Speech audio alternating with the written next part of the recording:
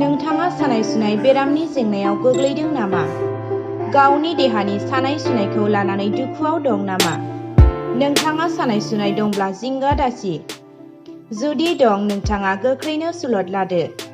गोजोनथाव खौरां! एसआइ निउर' थेरापि सेन्टार। बेयाव नोंथाङा गोरलैयैनो सानाय सुनायखौ फाहामनो हागोन। सिं सानाय, आफादावदै सानाय, मोदोम जरा सानाय, आइजोफोरनि जेंना, खर' सानाय आरो बायदि बायदि रोखोम सानाय दंब्ला गोरलैयैनो फाहामनो हागोन। बे एसआइ निउर' थेरापि सेन्टारा चिरां जिल्ला बेंटल गेट सापागुरियाव दं। बेयाव थानानै चिकित्सा खालामनो हानायनिबो सुबिदा खालामनानै होनाय जादों। फै बिदिब्ला मोनथिनो थाखाय जानबुं नम्बराव कल खालामनि। जानबुं नम्बर 7620160459 आरो बे नम्बराव कल थाङाखैब्ला 9476977956 आव गोख्रैनो सुलद लादो।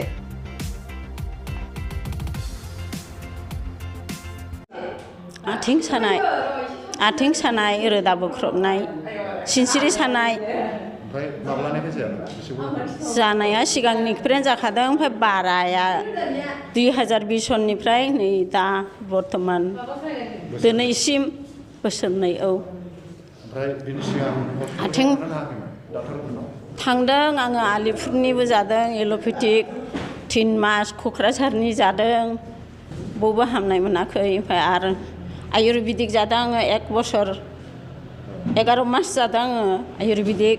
ओमफ्राय आरोबाव बेखौ जानानै हनै दा 12 बिसायावहाय माबा कुचबिहारनि डक्टर फैयो, बे रोदा रोदोनि होननानैहाय दा बेनिखौबो जादोंमोन आङो। जानानै 5 मास जाबाय, अब्लाबो बेनो बेन सागाया। बिदिनो हारसिं साखांदों। ओमफ्राय दिनैहाय दा बेहाय नों फैजेननानै दिनैनिफ्राय फैजेनदों ना माला? आं दिनैसो फार्स्ट फैदों। माने बिबोनांफ्रा जगाजग खालामना होदों आंखौ। ओमफ्राय दा माबायदि मोनजेनदों? दा नै दिनैहाय सिदा थाबायनो हाजेनबाय। मोजां मोनबाय। मोजां मोनदों, खनसेयावनो मोजां मोनदों। ओमफ्राय दा सानबेसे फैनांगौ होननानै बुंदों? सारा 12 दिनसिम नांगोन होनदों। ओमफ्राय 12 दिनसिमावहाय फुरा हामथारगोन होननानै आसा खालामदों। दा सारासो मा खालामो आंखौ। फाहामथायो ना फाहामथाया। भरसा थाबाय सारनाव।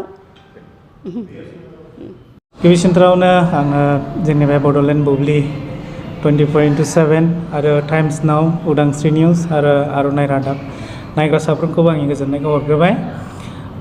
बे निउर' थेरापिया जाहैबाय मोनसे स्टार्टआ जाहैबाय बे बेंटल गेटआवनो, आरो बेखौहाय आङो सिगांबो होखानाय जादों। ओमफ्राय दा आरोबाव खेबसे होफिनबावनाय जादों। बे होफिननायनि जाहोनानो जाहैबाय दा माने गोबां मानसिफ्रा बाहाय फैबाय बे मास मोननैनि गेजेराव नोंथांमोननि चेनेलनि जुगिदिनो, आरो गोबाङानो हामनायखौ मोनबाय।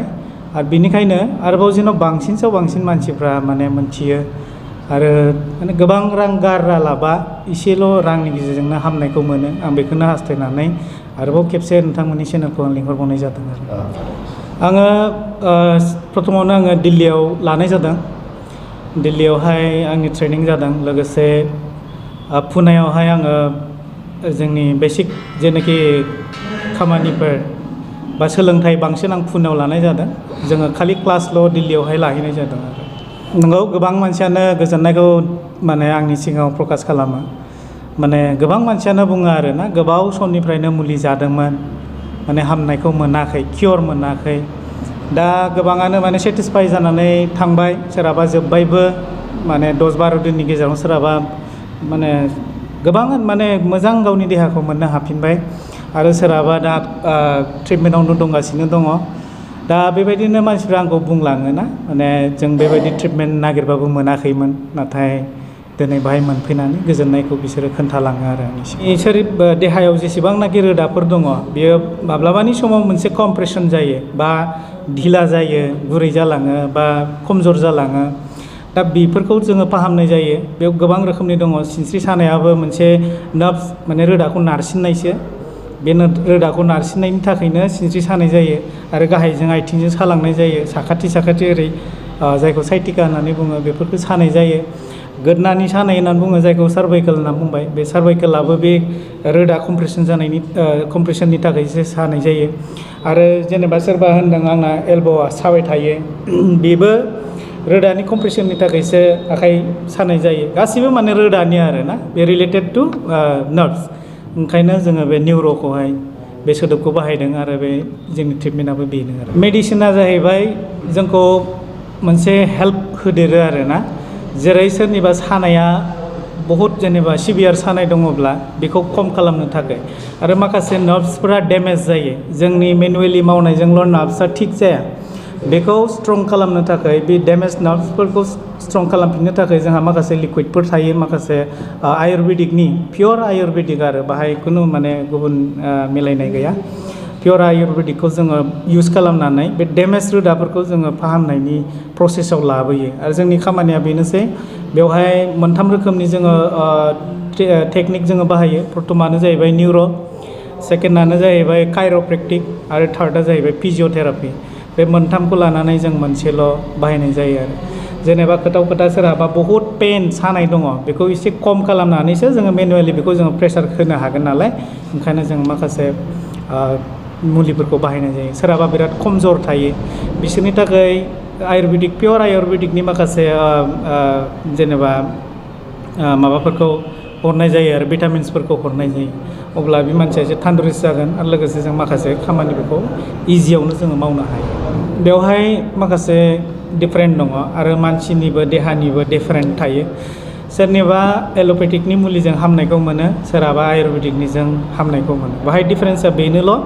माने जोंनि देहाया गासिनोबो एखे नङा बेनिखायनो सोरहाबा माने आयुर्वेदिकखौ सोरबा इउज खालामो बांसिनानो दानि जुगाव एल'पेथिकखौ इउज खालामनो थाखाय एभयड खालामगासिनो दङ मानो होनोबा बिनि साइड इफेक्टखौ जों बयबो नुयो ओंखायनो आयुर्वेदिकआ जाहैबाय मोनसे मा होनो दंफां बा बिफां लाइफांफोरनि माखासे स्र'तफोरखौ जमा खालामनानै बानायनाय रसफोरखौ जमा खालामनानै बानायनाय खोथा साप'ज दा नैबे मोनसे अल इन वान होननाय बे मोनसे माबा मा होननांगौ बेखौ इमिउनिटि प्लास बुस्टार खालामो आरो बेयाव मोनफ्रोमबो फिथाइनि माखासे रसफोरखौ जमा खालामनानै मोनसे भिटामिन बानायनाय जादों जायफ्रा दुरबल बिसोरनि थाखाय बेफोरखौ होनाय जादेरो आरो बेयाव डिफारेन्सा बेनोल' आयुर्वेदिकआ गासैबो आयुर्वेदिकआनो मोनफ्रोमबो बिनि मोनसे कम्बिनेसन थायो बे कम्बिनेसना माने माखासेया बारा थायो माखासेया खम थायो बेनोल' आरो खिन्थु बेखौ जोङो डाक्टरफ्रा मिथिखागौ सोरनो माबायदिखौ हरनांगौ मानसिनि माबाखौ